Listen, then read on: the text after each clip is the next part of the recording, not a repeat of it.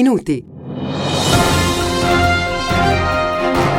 Va ora in onda Radio Giornale Bellunese. Notizie quotidiane sulla provincia di Belluno.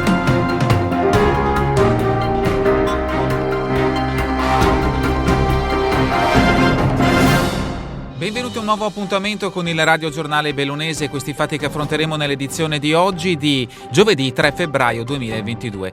Coronavirus, i contagi della quarta ondata molto più diffusi tra i giovani, a testimoniarlo i dati dell'USL numero 1 Dolomiti, che ha messo a confronto le positività rilevate nel periodo novembre-dicembre 2020 e quelle del periodo dicembre 2021-gennaio 2022.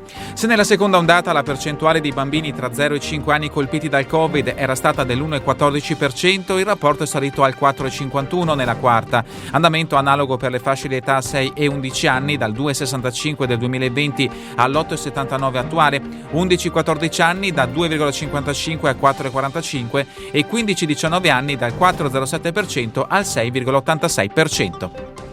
L'evidenza numerica, spiega l'azienda sanitaria, attesta con chiarezza che questa quarta ondata epidemica ha interessato in modo molto più significativo i giovani rispetto a quanto accaduto nella seconda ondata.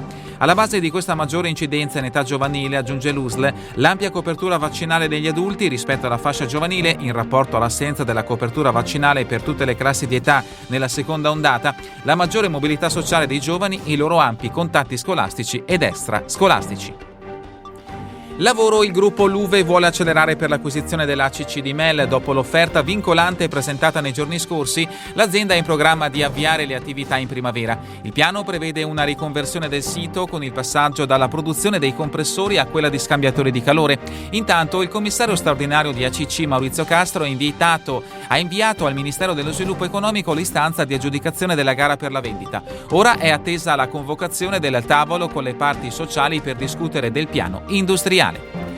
Cresce l'allerta incendi nel Bellunese. La siccità unita al vento di questi giorni ha fatto alzare l'attenzione della protezione civile per il periodo di roghi nel nostro territorio. Situazione critica in tutta la provincia, ad esclusione del Comelico, dove la copertura nevosa è ancora tale da ridurre il pericolo. Incidente ieri pomeriggio in centro a Belluno. Una donna è finita con la propria auto contro la vetrina di uno studio professionale in via Mezzaterra. Uscita illesa dalla vettura, la conducente è risultata avere un tasso alcolemico nel sangue di 2,5 grammi per litro, motivo per cui sono scattati denuncia e ritiro della patente. L'episodio si è verificato attorno alle 16:30. Cultura, sarà lo storico Alessandro Barbero il protagonista della Maratona di Lettura 2022, la rassegna in programma a Feltre dal 20 al 26 maggio. Quest'anno l'iniziativa è dedicata alla narrazione della storia. Altro ospite di peso sarà il cantautore Roberto Vecchioni, che il 22 maggio parlerà del rapporto tra storia e canzone. Passiamo allo sport. Domani a Pechino la cerimonia di apertura dei Giochi Olimpici Invernali. Rappresentato alla competizione anche il bellunese con 4 atleti in gara nella nazionale italiana.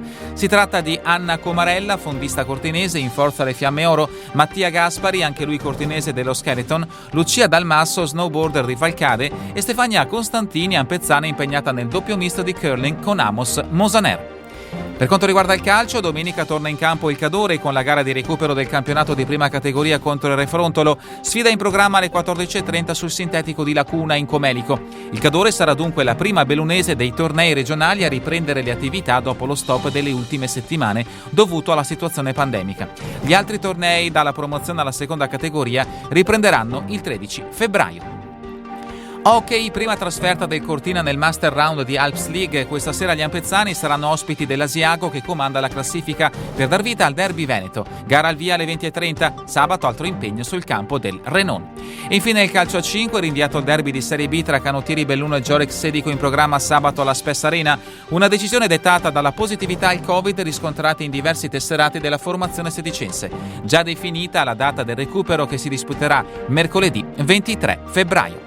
È davvero tutto per questa edizione del Radio Giornale Bellunese. Vi ricordo che le notizie sono tratte dai quotidiani newsinquota.it, il Gazzettino di Belluno, il Corriere delle Alpi e dal sito del settimanale L'Amico del Popolo. A voi tutti un buon proseguimento di giornata, in compagnia come sempre di Radio ABM, la web radio dell'Associazione Bellunesi nel Mondo. Avete ascoltato Radio Giornale Bellunese, notizie quotidiane sulla provincia di Belluno.